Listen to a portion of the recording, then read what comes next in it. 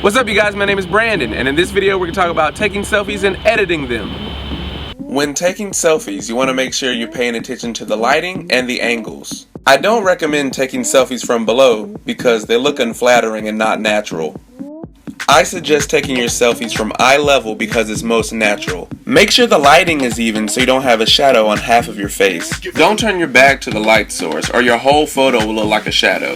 Also, the lighting is your friend. And don't tuck your chin in or you'll have a double chin. Also, don't take photos in direct sunlight. Even though you think it may look good, it still causes harsh shadows on your face. If you are indoors, I suggest using window lighting. And this ain't my space, so you can cut that out right there. Are you recording? Yes, I am.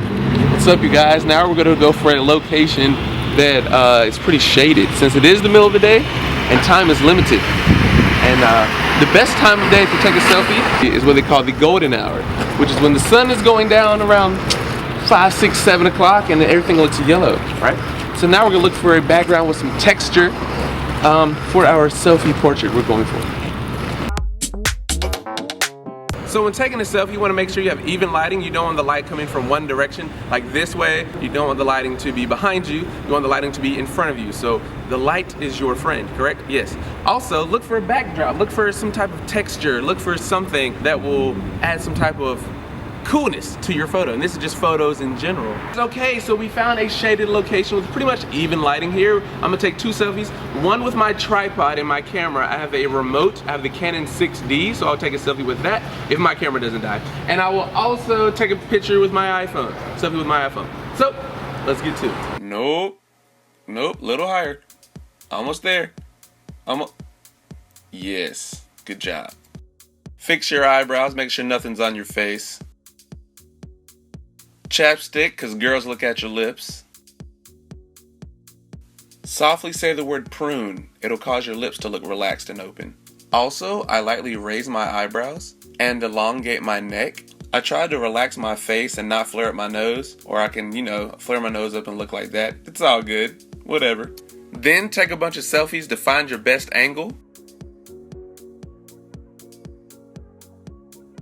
Once you find your favorite, it's time to edit. I like using Snapchat's front-facing camera more than the iPhone's default camera because it doesn't rotate your picture. I use Facetune, VSCO Cam, and instasize. Let's open Facetune.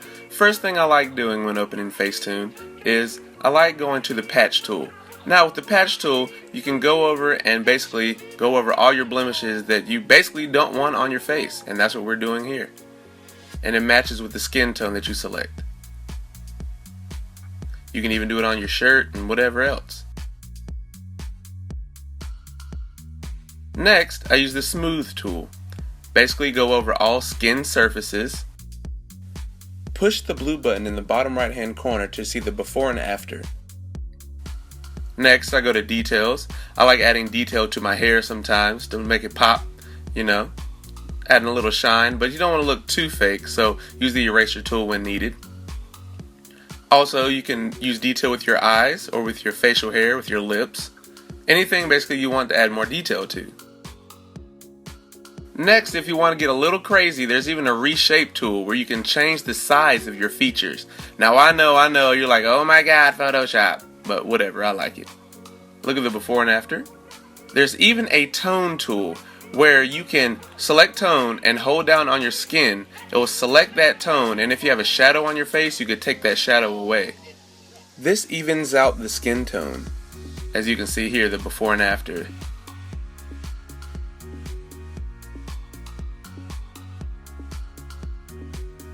Next, I like whitening, whether it's the background, teeth, whatever, just to add a little bit more crisp cleanness because we're using an iPhone, not a professional camera. Next, export it, save to your camera roll. The next thing we go to is the VSCO Cam and import it there.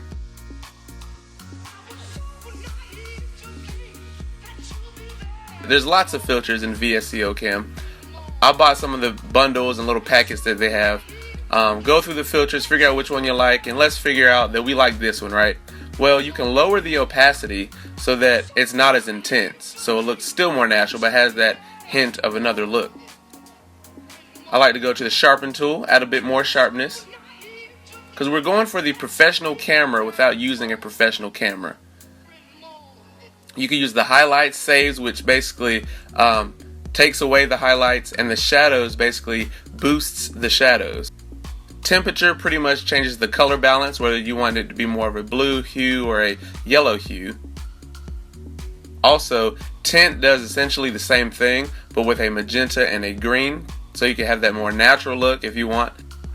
Even skin tone. So skin tone, if your skin looks a little too yellow or too red, you can correct it with skin tone. So then you export it, save actual size. Then I open instasize. Now with instasize, you can have a white background ready for Instagram, or you can have a picture background and blur it out, like so.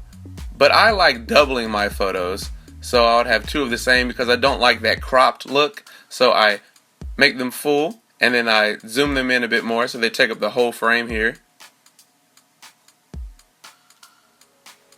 Then you export it, click Instagram. It takes you to Instagram. Next, I like going to the brightness, making it a little bit more bright. Going to the shadows, whether I'm raising the shadows or bringing down the shadows, depends on the photo. Also, I added a little bit more sharpness. As long as you don't see any pixelation, you're good. And then maybe a little bit more saturation so I don't look as washed out. And a bit of structure. And if you like the outcome of this picture but you want to edit it another way, you can always screenshot this photo so it'll be in your camera roll. And I hope you guys learned something new today. If you love this video, please give me a thumbs up, follow me on Instagram, subscribe, leave a cool comment, and if you want to see more in-depth videos, then leave a comment below. Also, I am a photographer, so if you want to check out more of my work, you can go to Mulattolee.com, like my Facebook page and my Instagram account, and if you want to do a photo shoot, just contact me at Collabwithcook@gmail.com. Thank you guys. Peace out.